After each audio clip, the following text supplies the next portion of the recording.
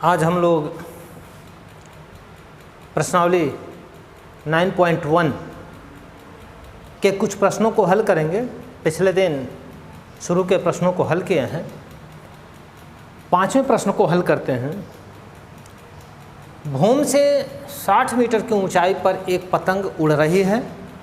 पतंग में लगी डोरी को अस्थायी रूप से भूमि के एक बिंदु पर बांध दिया गया है। भूमि के साथ डोरी का झुकाव 60 अंश है। यह मानकर कि डोरी में कोई ढील नहीं है, डोरी की लंबाई ज्ञात कीजिए। तो पहले इसका फिगर बना लेते हैं, फिर उसे हल करेंगे। मान लेते हैं कि यहाँ पतंग है और ये भूमि है, और पतंग को डोरी से बांधा गया है। तो 60 मीटर की ऊंचाई पर ये जो पतंग की ऊंचाई है वो 60 मीटर है।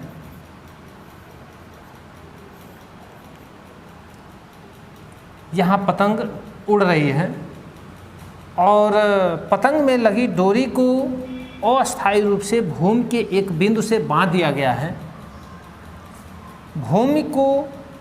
भूमि के साथ डोरी का झुकाव 60 अंश है। ये भूमि के साथ डोरी का झुकाव 60 अंश है।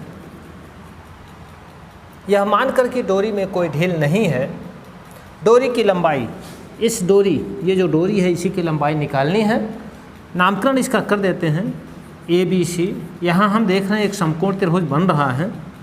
इस समकोण त्रिभुज में AC का मान निकालना है।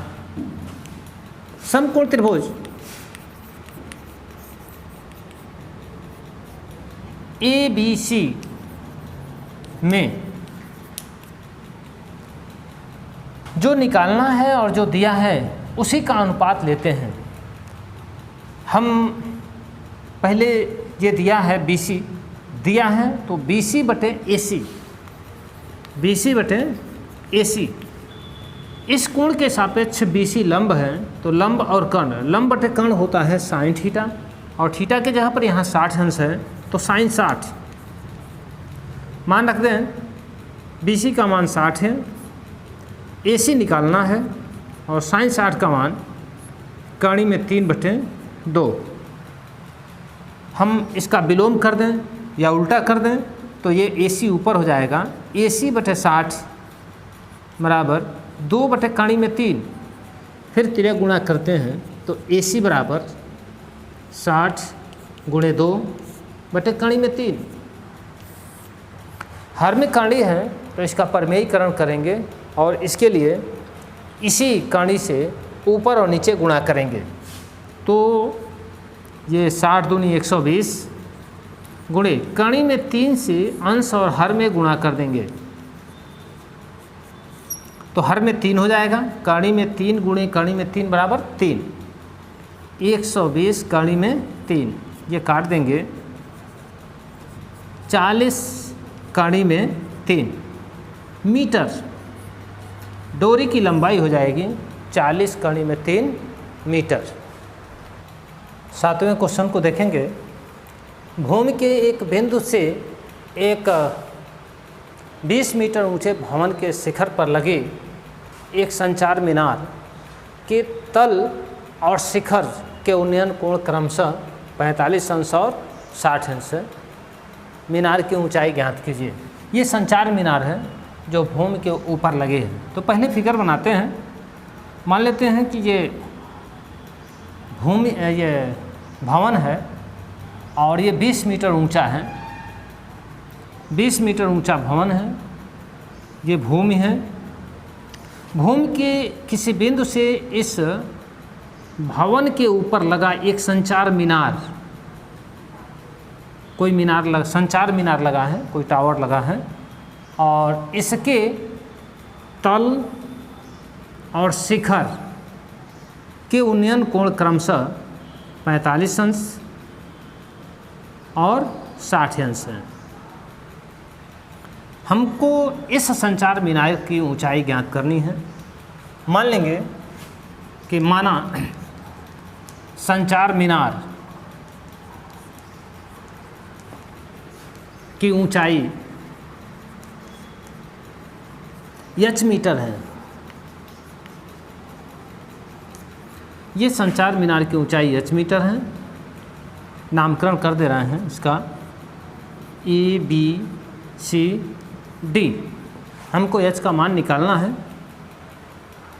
यहाँ पर दो त्रिभुज भी बन रहा है।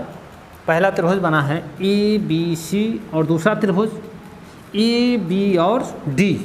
तो पहले छोटे त्रिभुज में चलते हैं। त्रिभुज ABC में